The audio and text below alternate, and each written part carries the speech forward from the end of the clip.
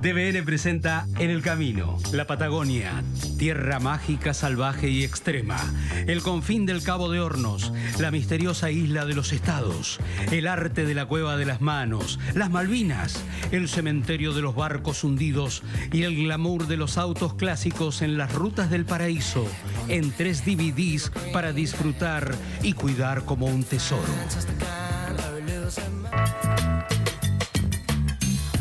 Augusto Sicaré se crió en un pueblito muy chiquito de la provincia de Buenos Aires que se llama Polvaredas.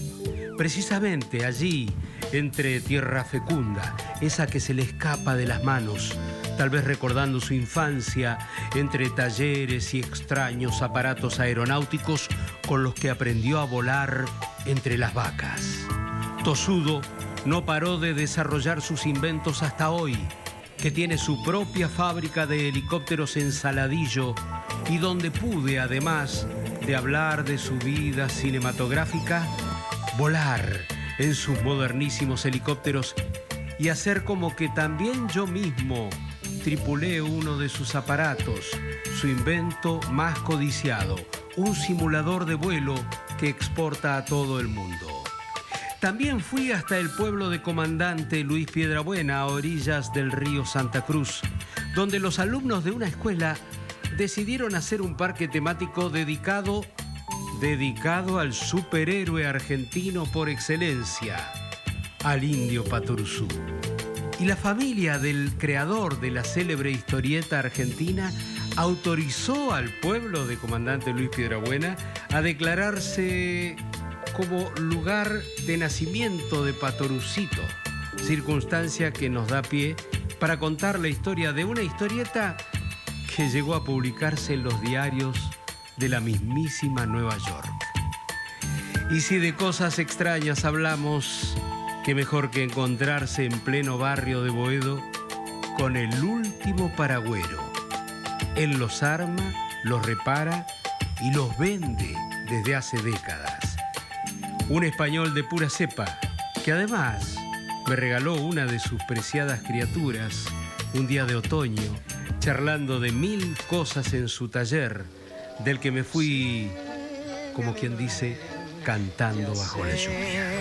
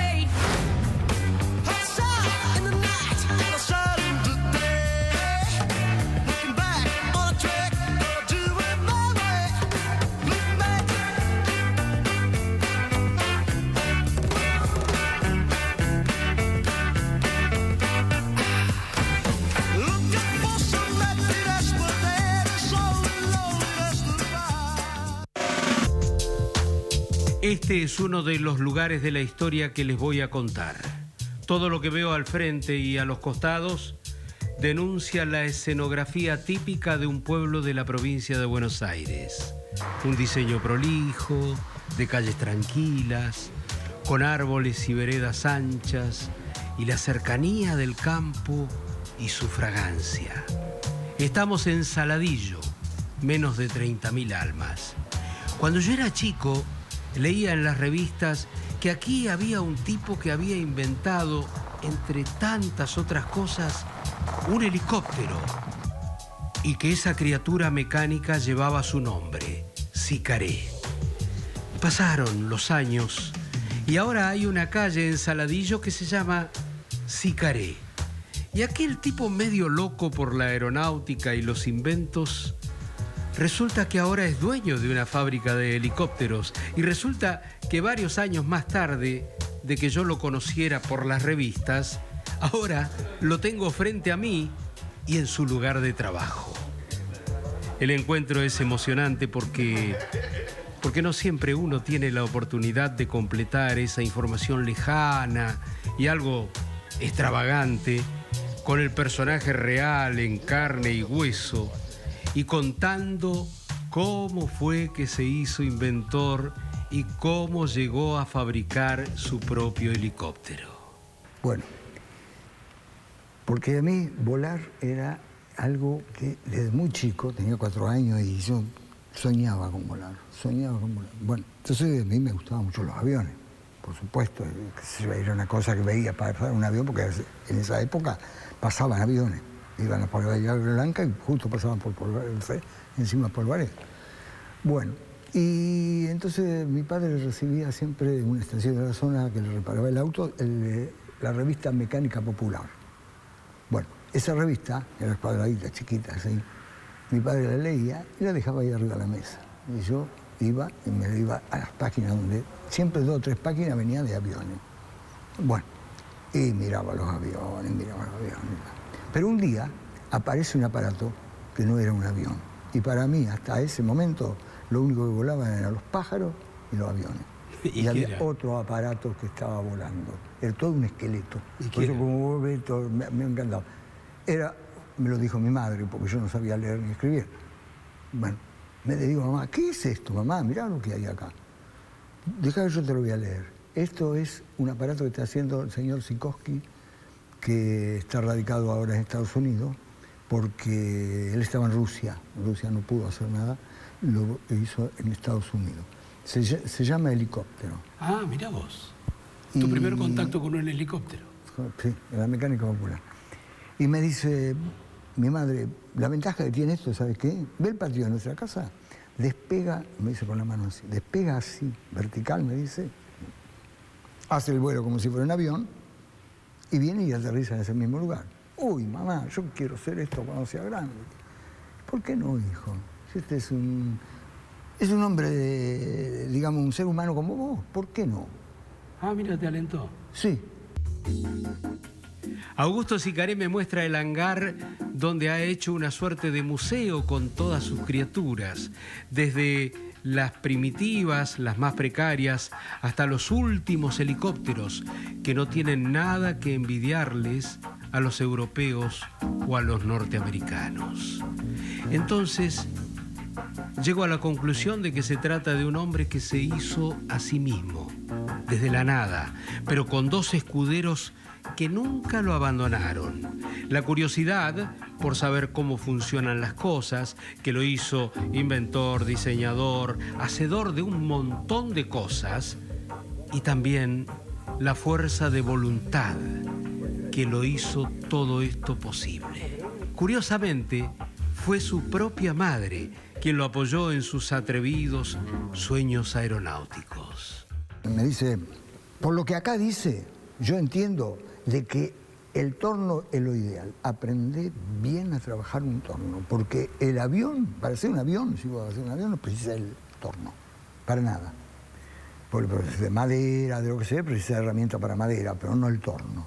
Pero esto tiene mucho mecanismo, por lo que dice acá, muchos engranajes. Mirá, tu mamá te da indicaciones. Sí, porque ella le gustaba también todas estas cosas. Mirá vos. Sí. Ella, digamos, bueno, ¿qué te puedo decir? En el campo, estaba en el campo y tenía siempre, había maquinarias, no modernas, maquinaria vieja, pero claro. Bueno, pero entendía. ¿La hiciste volar alguna vez a tu mamá?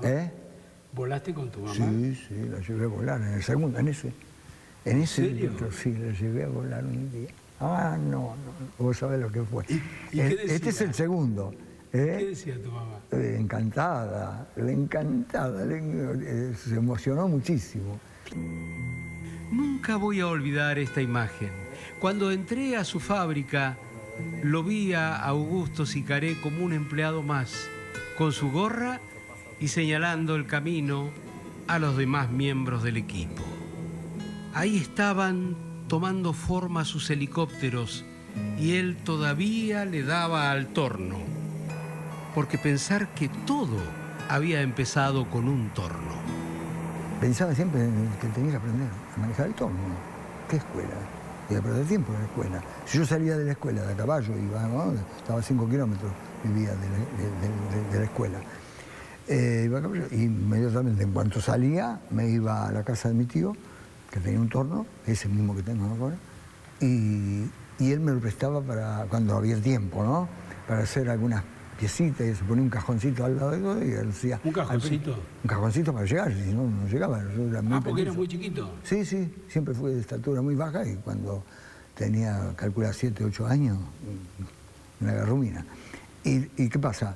Lo que pasa es que agarraba, él me aconsejaba, para no gastar fierro, primero probar con madera dura. Traía madera dura, ¿no? Entonces, ¿qué pasa? La pusía en el torno y hacía la pieza en madera.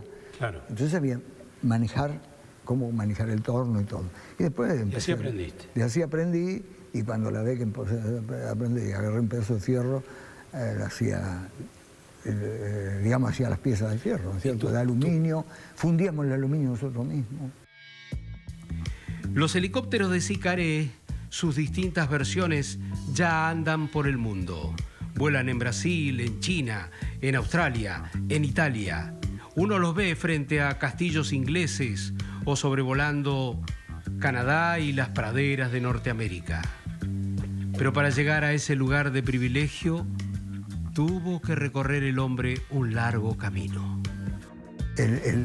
Yo tenía 14, 15 años, hice una moto completa, pero no porque me gustaba mucho la moto, me gustaba, pero la hice practicando para ver hasta dónde daba, ¿Cómo para hacer el motor, la caja de velocidad.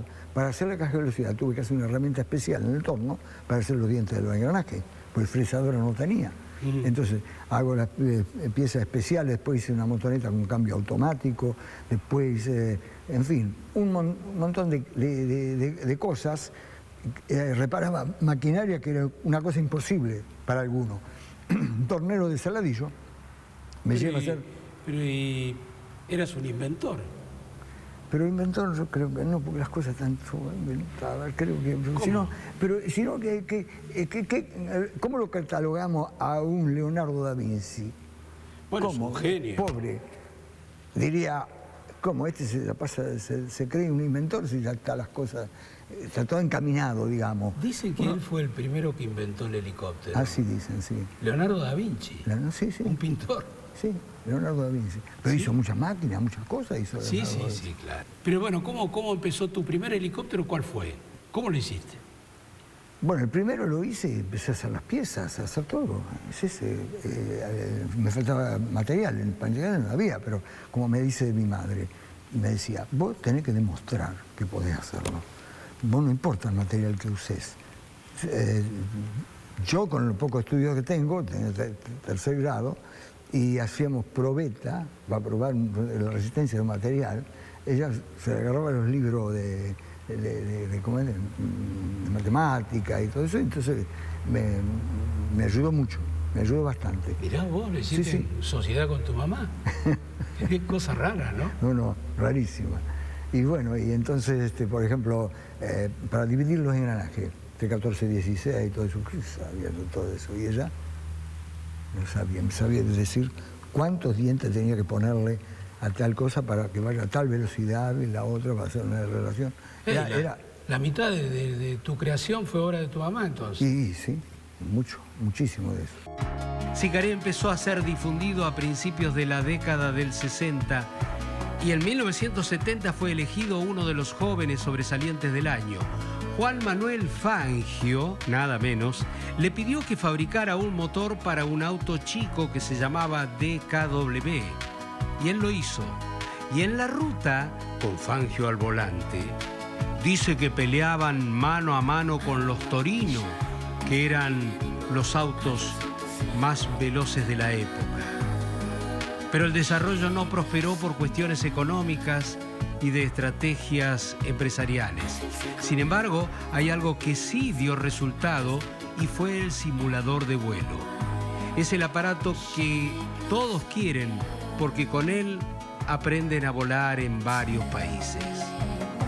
Hace muchos años empezó primero con un avioncito que podía moverse en el eje, reproduciendo los movimientos del vuelo, arriba, abajo, inclinando las alas a uno y otro lado. Pero como a él le gustan los helicópteros, hizo lo mismo con sus primitivos aparatos. Pero además, como tenía que aprender a volar y no sabía si su criatura iba a salir para cualquier lado, hombre de campo al fin lo sujetó al helicóptero con un equivalente a las riendas del caballo, o algo parecido. ¿Es cierto que le pusiste cadenas como a un animal salvaje al helicóptero? Sí. ¿Para qué? Y porque, escúchame una cosa, sí, tenía 4 cadenas, ¿no es cierto? 4, porque... ¿Ancladas en el suelo? Sí, pero no lo tenía anclado, esa cadena daba 50 centímetros de luz. Sí. Por ejemplo, se me va para un costado y lo que más trabajo me dio para hacer las palas, el trabajo que me dio, no era cuestión de romperla, sino más. Entonces lo inclinaba el aparato, dejaba un pantín en el suelo y el otro levantado 50 centímetros. Las palas ya, un tanto así del suelo. Si no tenía la cadena, seguro que lo había roto y si lo rompo, puedo joder a alguien o digo, no, esto no es para mí, no sé cuánto. Entonces, te podés matar vos también. Claro, entonces alcancé ¿cómo es? A dominarlo después de tanto corcó del helicóptero, ¿no? O sea que el helicóptero estaba atado como un perrito.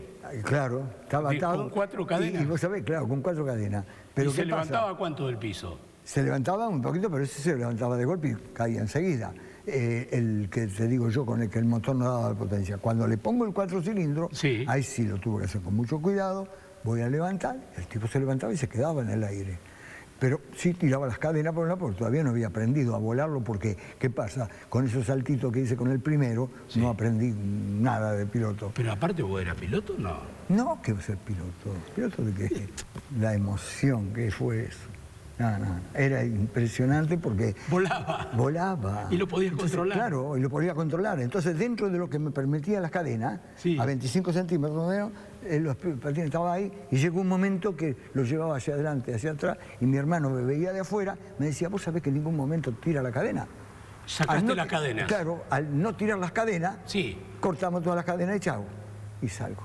¿Y salió? Así. ¿Y cómo fue el primer vuelo? Emocionante porque era un campo grande que me habían prestado, sí, ahí del lado oeste de Polvareda. ¿No? Más o menos, porque... Tenía un poquito de miedo. Tenía un poquito de miedo, por supuesto, sí, por supuesto. Bueno, una de las cosas más interesantes que me propuso Pirincho, como le dicen desde chico a Sicaré, fue probar su moderna versión del entrenador de vuelo. Y la verdad es que al principio todo iba bien. Pude girarlo a un lado y a otro y también pude levantarlo del suelo. Superé, se diría, la primera prueba satisfactoriamente y hubo aplausos del propio Pirincho. El caso es que me entusiasmé y quise avanzar en mi entrenamiento express. Pero al agregarle un tercer comando, el de avanzar el aparato, terminé saliendo del campo de entrenamiento una y otra vez. El simulador, ¿cómo se te ocurrió hacer el entrenador de helicópterista o el simulador? Y por el asunto de que yo vi que era bastante difícil volar un helicóptero, porque me costó muchísimo en la forma que yo... Entonces digo, voy a agarrar un helicóptero, le voy a hacer un soporte especial para poder hacer los primeros pasos. O sea, yo pensé que iba a ser mucho menos, aceptada serían 10 horas. Se llevó a Estados Unidos y la FAA de Estados Unidos nos dio ¿cómo se dice? La habilitación para 10 horas. 10 horas hacer arriba de ese aparato, de las 40 horas de helicóptero hace 30 nada más, las 10 te sirven. Es muy importante eso. Mirá vos, si había en el mundo este tipo de aparatos. No hay ninguna parte. Entonces un invento tuyo es. Sí, bueno, pero es ponerle unos fierros ahí a un helicóptero. No, bueno, sí, bueno. No nos echemos para atrás tampoco, porque si no hay en el mundo alguien que se le ocurrió antes. Claro. Sí, bueno. ¿Se te ocurrió a vos? Se me ocurrió, sí. Sí. Me ocurrió, pero ¿Y qué levanta del suelo eso? Hasta unos 80 centímetros nada más. Levanta, en ese trayecto de levantar y bajar, es como yo cuando estaba con la cadena. Claro. Entonces ahí va aprendiendo. Lo subí, lo bajá y lo corré para un lado, para otro, porque lo primero está anclado en el suelo para que no se pueda mover para ningún lado. Sí, levantá y girá, para un lado, para el otro, practicá bien los pedales, todo. Y después caminá ahí en el suelo. En mis intentos me fui de pista, como quien no quiere la cosa. Pero eso también le pasó a Pirincho varias veces, al principio, que terminó con su helicóptero entre las vacas, en cualquier campo, debido a sus aterrizajes de emergencia. Persistente en sus ganas de triunfar, el inventor seguía los sabios consejos de su madre. Porque mi madre me decía, demostrá. Pues si vos no demostrás nada, lo hagas como lo hagas, si no demostrás, nadie te va a dar mucho. Le hice caso a ella, lo hago como sea, utilicé hasta pedazos de fierro de una cama de cuando ella era soltera, que estaba colgada en el galpón. Entonces le dije, mira, yo voy a tener que usar todo lo que quiera, los caños de la cama, todo eso. Todo el fuselaje está hecho de caños de luz, de lo que sea. Entonces, era una cosa para que, si viene una persona entendida, meterme preso, porque ¿cómo va a ser un helicóptero con materiales así? Tornillo comprado en el Corralón, en una ferretería, en un almacén de ramos general, en Polvareda, tornillo de tranquera. Bueno, qué sé yo, todas esas cosas así, ¿viste? El motor fundido con aluminio chatarra. Un fuelle que me lo prestó ahí en una herrería Cacho Lucentini, el padre de Cacho, para fundir el aluminio. Lo fundíamos ahí. Hice los moldes todos de chapa, fundíamos el aluminio ahí. A la que te criaste lo hiciste. Efectivamente. Augusto Sicaré nació en un pequeño pueblo que está a 30 kilómetros de Saladillo y que se llama Polvaredas.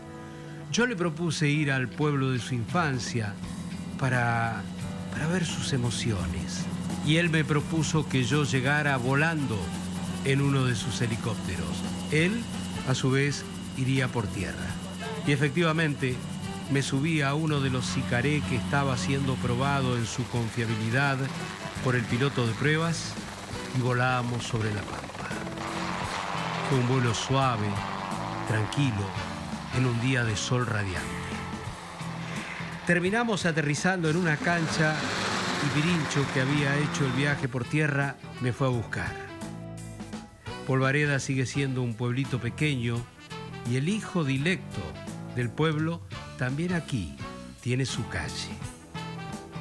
Y en su camino de recuerdos apareció el viejo taller y sus antiguos amigos. Y a veces, dice Pirincho, vuelve y mira lejos en sus calles de tierra, como quien quiere ver dónde están los sueños de la infancia. Y entonces recupera olores y reconoce árboles. Y junta tierrita de la esquina de su antiguo acaso entre sus manos y las deja caer después. Y el polvo vuela, acaso como volaba por el efecto de las aspas de sus inventos infernales hace muchos años atrás. Finalmente Sicaré había tenido un éxito relativo con sus inventos cuando se casó y formó familia con Isabel. Bueno, yo lo conocí muy joven, tenía 18 años, así que bueno, estamos casados, 44 años vamos a cumplir de casado. Me lo presentó su primo y bueno, una vez que lo conocí como persona, la verdad que me cautivó y bueno, estuvimos casi 3 años de novio, bueno, nos casamos, tuvimos los chicos. Nosotros les damos mucha importancia a la familia. Bueno, tenemos 2 nietas y ahora viene otra en camino para mayo. Así que bueno... Una buena vida, podría decir, junto a... Sí. ¿A Pirincho? Sí, porque es un buen compañero, excelente compañero. Yo lo admiro, lo quiero mucho. ¿Qué admiras de él? Su bondad, su simpleza y su grandeza a la vez. Porque, sí, en grandeza digo en su capacidad innovativa. Eso. Yo a veces me admiro porque está con un lápiz ahí muy cabizbajo y de repente dice, bueno, mira, solucioné tal problema. O pensé en un nuevo sistema, lo reinventé.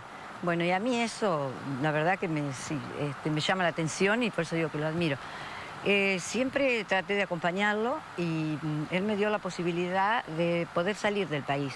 Entonces ahí me di cuenta del valor de las cosas que él hacía, porque sí, en Argentina se le daba importancia, pero cuando fuimos a Italia, que ahí fue cuando se presenta el helicóptero por primera vez, el CH-6, vi la expectativa de la gente, pude comparar nuestro helicóptero, que era muy simple, con materiales muy sencillos, comparado con otros helicópteros de fama internacional.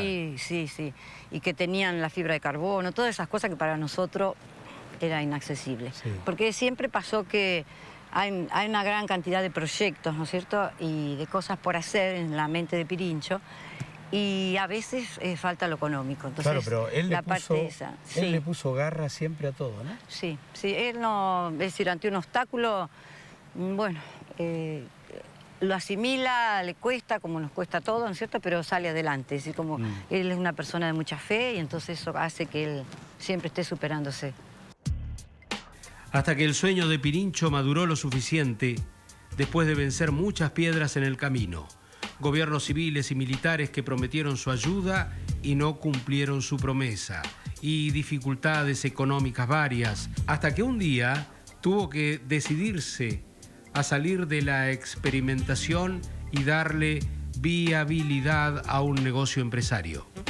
Primero abrió el camino el entrenador de vuelo y después las distintas versiones del helicóptero. Fabricación en serie, con empleados, en una fábrica, con aprobación de estándares internacionales, desde Saladillo para el mundo. ¿Cuándo ocurrió eso, Pirincho? Fue cuando ya mis hijos se hicieron grandes y bueno, un día me dice mis hijos, uno de ellos, Fernando el mayor, que no está ahora en este momento, me dice, ¿qué te parece si empezamos a fabricarlo? Si en Italia lo están fabricando y tiene éxito, ¿por qué no lo hacemos nosotros? Y bueno, tenía razón. Pues yo no soy persona de fabricación en serie. A mí, nada. Si ustedes se animan, bueno, así fue. Se animaron y metieron y bueno, ahí estamos ahora. ¿Y él te conquistó hablando de máquinas, helicópteros, inventos, qué? No, porque fue, ¿cómo te puedo decir? Uno habla de la vida, ¿sí? A mí si vos me querés preguntar, a mí lo que me llamó más la atención fue su interior. Ahí lo va a decir. Claro, su interior, su forma de pensar y eso, porque, claro, me lleva 16 años y entonces había que, cuando iba a decir que sí, tenía que pensarlo bien, ¿no es cierto? Entonces, bueno, ya digo, su personalidad me atrapó, su simpleza, su forma, es muy compañero, familiero. Siempre me dio lugar para que yo pudiera también realizarme, pude seguir estudiando, me ayudaba con los chicos, como también mis padres. Entonces, esa ida y vuelta. Que yo siempre digo que en el matrimonio el compañerismo es todo, ¿cierto? Y el respeto, jamás, siempre, es decir, él siempre destacándome, ese lugar de mujer. Por eso digo, hay muchas cosas de él que tengo que rescatar y destacar. Finalmente, ahí están los Sicaré. Medio siglo después de encarar un proyecto incierto, ahí están todos. La fábrica y los hombres y las mujeres. Ellos, el todo, conjugan los sueños de un hombre de campo que empezó con una tapa de revista, con las fantasías de niño en una esquina de tierra, con un torno, con una especie de potro del aire que parecía indomable, con el apoyo de una madre que empujaba los sueños de su hijo, y el después, una esposa y sus hijos que le dieron todavía más vuelo a Pirincho Sicaré para tomar altura y llegar alto, bien alto y cada vez más lejos.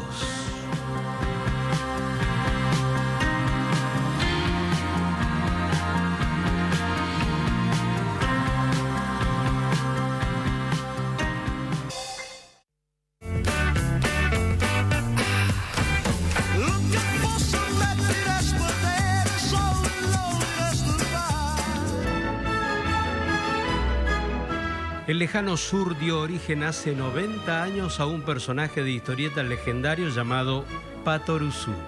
La revista llegó a vender más de 300.000 ejemplares por semana. Su nombre deriva de una golosina que se llamaba pasta de Oruzú y que auspiciaba a la revista. Su creador fue un genio llamado Dante Quinterno y lo que él imaginó fue al último de los caciques tehuelches que desde la lejana Patagonia llega a Buenos Aires. Era un indio huérfano y millonario. Apenas pisó la gran ciudad, empezó a hacer proezas de todo tipo y pronto empezó a combatir injusticias, el abuso de los poderosos y como buen héroe se constituyó en protector de los humildes, de los más vulnerables. Hay un pueblo en el sur llamado Comandante Luis Piedrabuena que pidió permiso a la familia Quinterno para otorgarle cédula de nacimiento al indio y obtuvo el visto bueno. Nuestro superhéroe y que es argentino y es de la Patagonia. Claro. Y como ustedes saben, era de la Patagonia y no tenía un lugar en particular.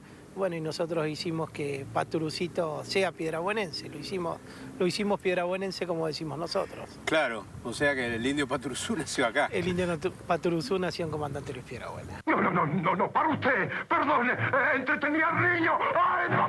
¡Que no!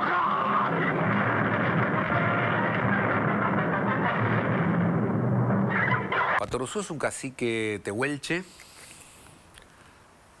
que encarna, dice Quinterno mismo, todas las virtudes de lo que debería ser el ser argentino.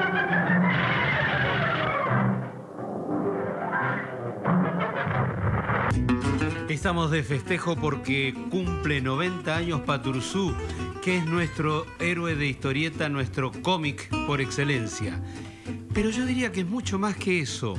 El indio que dibujó un señor que se llamó Dante Quinterno viene a recordarnos que la Argentina efectivamente tiene un héroe.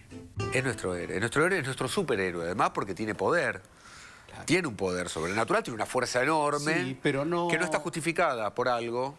No, a diferencia de los superhéroes tal como los conocemos, eso es un rasgo muy interesante. Que tienen poderes especiales como Superman o exactamente. No sé, Linterna Verde, se me ocurre. No hay antídoto contra ese poder, de hecho, y es que creo que el poder de él está fundado, ¿sabes qué? En esta característica de su nobleza. Paturuzú es poderoso porque tiene la verdad, y porque obra con la verdad y porque obra de buena fe.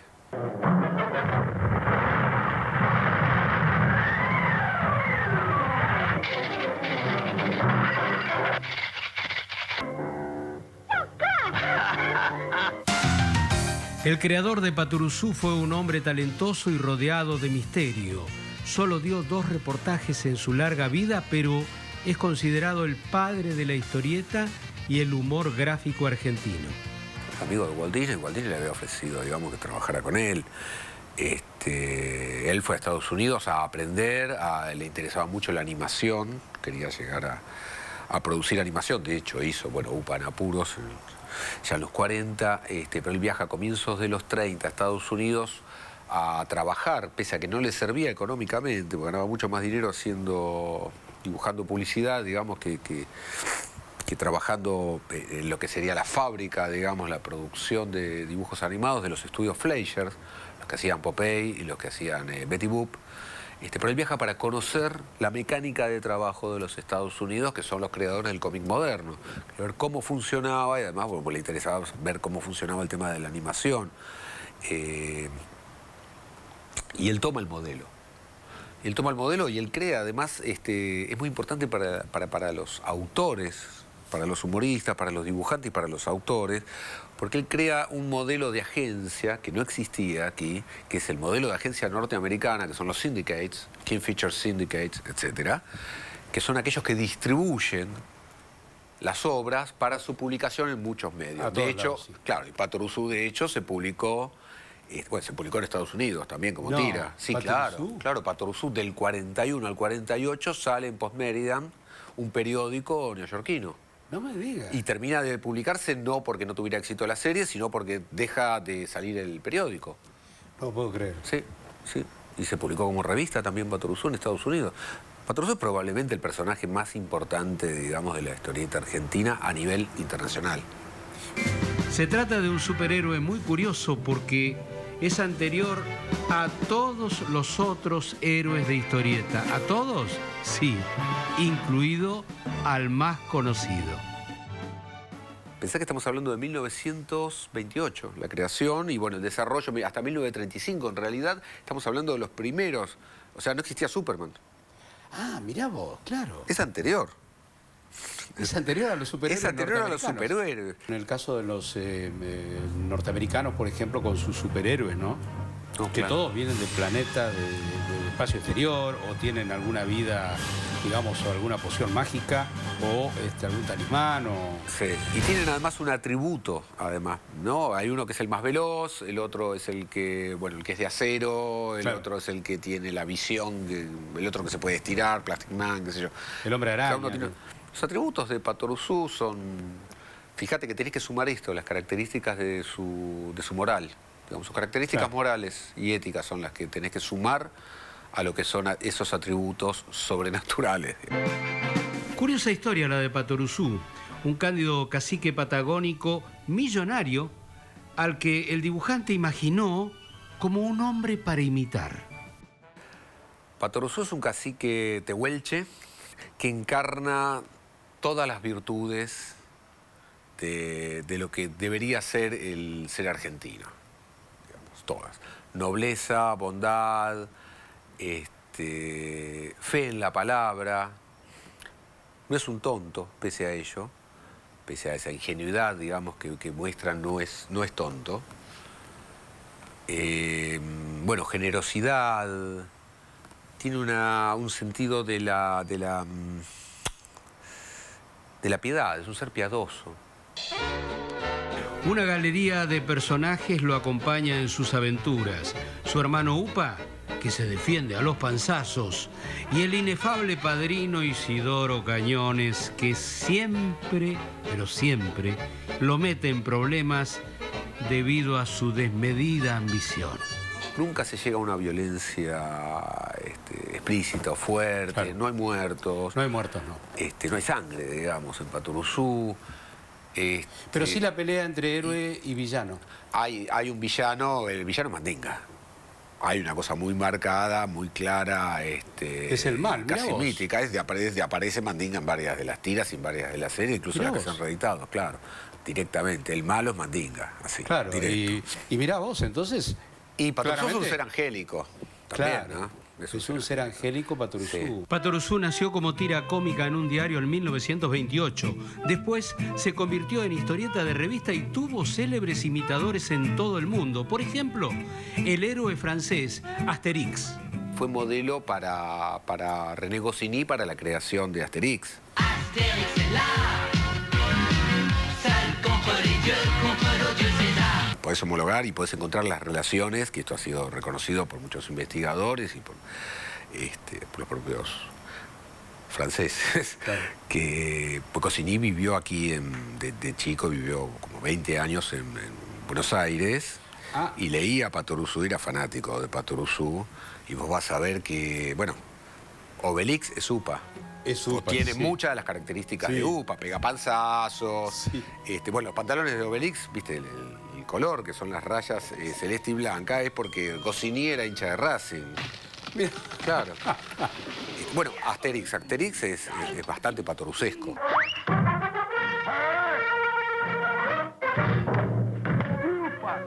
Patoruzú tiene en Isidoro Cañones su contrafigura. Es un porteño típico, igual que su variante infantil, Isidorito. Ambos se ocupan de hacer renegar al indio con sus travesuras, aunque en la versión adulta el padrino se vuelve loco, sobre todo por el desprecio que tiene Patoruzú, que es millonario, por el dinero, tratándose el padrino de su heredero natural. De hecho, su padrino, que es Isidoro Cañones... Que es un vivo bárbaro. Que es un vivo, un chanta, lo explota, le hace las mil y unas a lo largo de la historia. Hay que andar salvándolo a cada rato. Se va ayornando con el tiempo, pero al comienzo era muy, muy jodido. ¿Sí? Le hacía cosas terribles, le vendía, lo estafaba, buscaba sacarle todo tipo de ventajas, usarlo al indio de todas las maneras posibles. Y sin embargo, él lo protege, siempre lo protege. Siempre lo protege. Para aviones, para toros, hace... todo esto, después tiene una riqueza infinita también. Mete la mano en el bolsillo, ¿viste? Y saca los patacones y tome, acá le pago los daños, ¿no? Siempre termina pagando los daños. Sí. Para desesperación del padrino que ve cómo se le escurre la plata. Claro, cómo se le va la plata en lo que no le interesa, y lo cual es muy interesante, porque además es un indio patagón. Digamos, los patagones justamente no son los que han quedado con la riqueza con la plata, ni con la plata.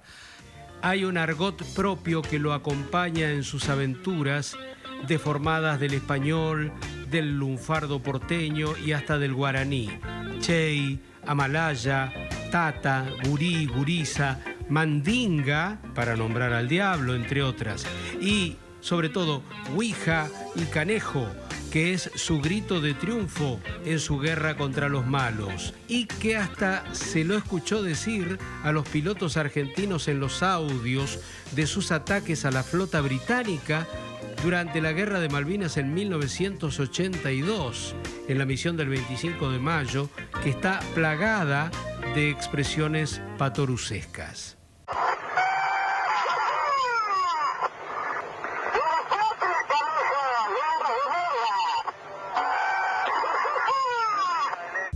Como Patoruzú tiene ancestros tehuelches, a un pueblo patagónico se le ocurrió homenajear a Dante Quinterno, su dibujante, con un parque infantil. Bueno, Federico, qué bueno que puedan, no sé cuántos años tiene el parque temático, pero qué buena idea que fue esto.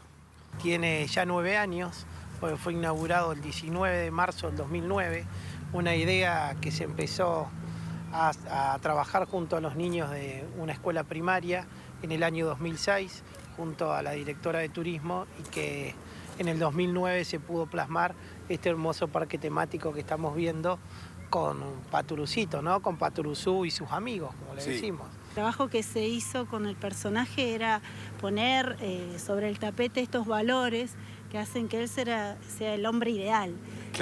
Claro, entonces los chicos comenzaban a ver, no, Patoruzú, porque es re bueno y tiene fuerza, pero no resuelve las cosas a las piñas. Entonces ellos conversaban, leían, trajo una temática que por eso realmente es mágico. El intendente de ese momento nos propuso hacer una plaza en conjunto con los juegos que nosotros queríamos, y él quería la plaza del personaje Paturucito. Ah, sí viene, así nace Paturucito. Así nace. Sí. Que hoy los chicos hablan de este personaje como algo habitual, cotidiano, que no está solamente en las historietas, sino forma parte de su vida. Y lo ponen como ejemplo. Entonces, claro. Es un héroe entonces. Es un héroe realmente, es el héroe piedrabuenense. El pueblo de Piedrabuenas cuida las figuras del superhéroe argentino y sus amigos como si fueran de oro. Y ese cuidado se extendió a toda la ciudad, como si el indio hubiera servido de ejemplo a los vecinos para mantener a su ciudad limpia, tal como lo quería su creador, Dante Quinterno. Es para no olvidar lo que hicieron los maestros y los chicos de Comandante Luis Piedrabuena. Ahora son ellos los custodios más fieles del superhéroe argentino, que en octubre cumplirá 90 años y que sigue seduciendo a los lectores a puro coraje y a pura bondad. Bueno, campeón, chao Tommy, gracias por todo. Olivia. Chao, nos vemos. Chao. Espera. Sí. No te olvides de decir que acá no te No me voy a olvidar, Bueno, chao. Chao.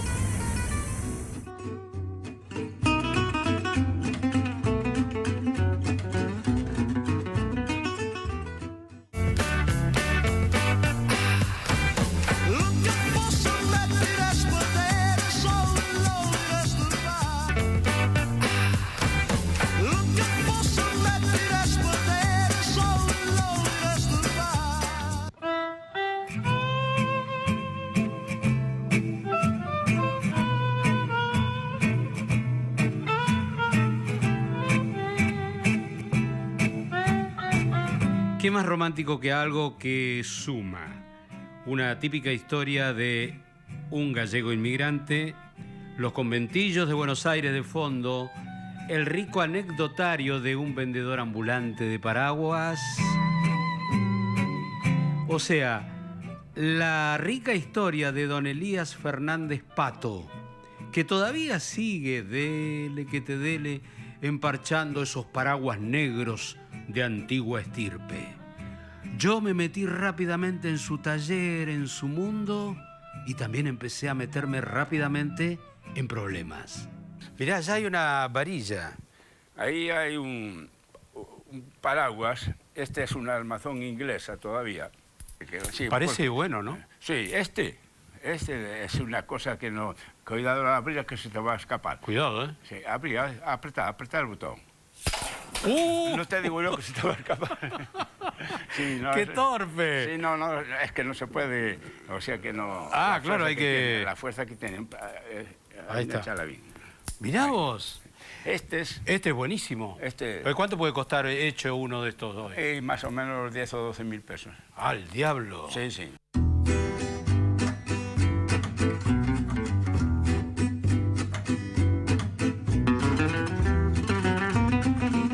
¿Vos sos de oficio paragüero? Paragüero.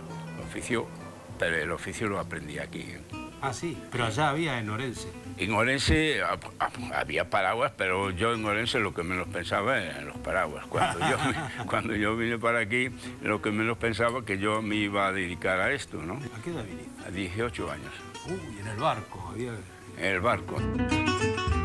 Don Elías vino en el barco solo y escapando del horror que habían dejado las guerras en Europa. La venida para mí aquí, la culpa la ha tenido el servicio militar.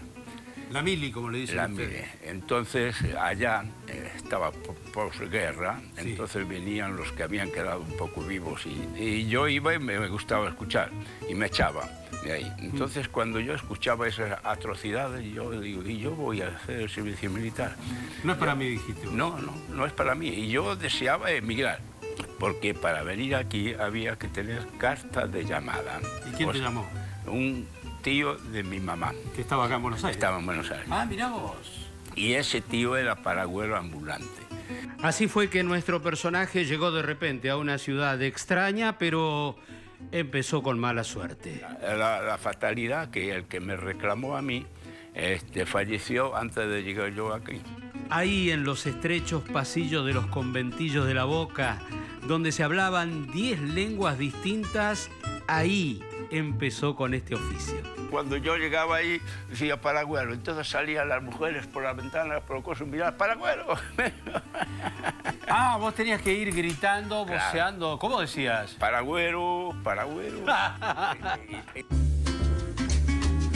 En fin, la suerte de Elías quedó sellada con su venta de paraguas como ambulante. Era buen vendedor sin dudas y así pudo casarse con su señora, tuvieron luna de miel y vacaciones rápidamente. Y después, con su taller, le dio trabajo a mucha gente porque, enumerando, plástico, tela, metal, madera, tintorería para impermeabilizar las telas de los paraguas y, claro, acumuló paraguas y muchas anécdotas. Entonces, te dedicaste paragüero, ¿cómo era? Paragüero, paragüero, pero tengo una anécdota de esto, tengo varias, pero una de las cuales en Quilmes yo iba, cada 8 días iba por el mismo lugar, ¿no? Sí. Entonces iba paragüero, entonces llego a la mitad de la calle y uno que me grita de atrás, paragüero, y yo, mirando, el loro que me llamó paragüero. ¿Un loro? Un loro me llamó paragüero. ¿Cómo no se puede, un loro. Y me llamó paragüero, de sentirme a mí varias veces que pasé por ahí. ¿Lo aprendió? Pues, lo aprendió. Pero es una cosa de locos. Esto, ¿Y te tomaba el pelo? Y claro, pero yo de entrada, después ya iba por ahí, me gritaba paragüero y ya sabía que era el loro. Pero eso, aunque no te parezca un chiste... Me estoy imaginando al loro. Al loro, ahí arriba en la cosa, porque había unas serpentinas así, una cosa así. ¡Paragüero! ¡Paragüero! Así no que, imagino al loro. Yo. Sí, no, bueno, uno anda por las calles y, bueno, siempre algo... ¡Qué cosa! Así. ¡Qué simpático! Uy, mirá vos. Disculpame que a mí me llaman la atención todas las cosas que tenés acá, porque... Bueno, esa es parte de las cosas que ya ahora no se usan. Los varones ya de chiquitos nos gustan las cajas de herramientas, nos llaman la atención, ¿no? Sí. Vos sos de los últimos paragüeros, ¿no? Yo pienso que por un lado, desgraciadamente sí, y por el otro todavía subsisto. Sí. Así que, bueno, habrá alguno por ahí, pero de mi edad va a ser medio difícil. Por ahí puede quedar alguno. Ahora, sí, que haya tenido como cliente a un loro, no creo. Sí. Y lo lindo es que no se lo puede vender el paraguas. Uy, estoy pegándole. En los buenos tiempos, don Elías llegó a fabricar, muy artesanalmente, por supuesto, 1.500 paraguas por mes. Él es un hombre agradecido. Regresó varias veces a España, fue presidente del Centro de los Gallegos en Buenos Aires y le pasó la posta del taller a su hijo Víctor. Ven que te voy a mostrar algo que seguramente nunca lo has visto y no lo vas a ver en ningún lado, únicamente en la paraguería Víctor, ¿no? A ver. Así que, evidentemente, es una reliquia que no tiene precio, ¿no? Tiene precio efectivo, pero se llama paraguas de música. A ver. O sea que tú lo apretas... se escucha Se escucha la música. Bueno, y después tienes que también es inglés, pero es manual. O sea que esto fue... Lo hicimos nosotros, lo hice yo, ¿no? Sí. Todo esto lo armé yo, ¿no? El paraguas, apretar el botón. Ahí está. Che, ¿no trae mala suerte abrir paraguas adentro? Sí, la mala suerte nuestra es no abrirlos. Esa es la mala suerte. No tienes perro. Tengo un perrito, sí. ¿Tienes un perro? Pues sí. Cuando llueve... No me diga que es para perro. Hay... No, es para llevarlo a la persona, pero para tapar el perro. Para el perro, mira, se hace así, ¿eh? Tú llevas el perro, con el collar va preso aquí, y tú lo llevas al perro, pobrecito, hay que cuidarlo. Adiós, amigo. Que te vaya bien, ¿eh? Hasta Saludos luego, suerte. Cuidado con el loro. Con el loro, eso es. No, eso no se da todos los días, ¿eh? Qué bueno, ¿eh? Bueno, ha sido un gusto. Hasta luego. Adiós. Adiós, amigo. I'm singing in the rain, just singing in the rain. What a glorious feeling, I'm happy again. I'm laughing at clouds so dark up above. The sun's in my heart and I'm ready for love. Let the stars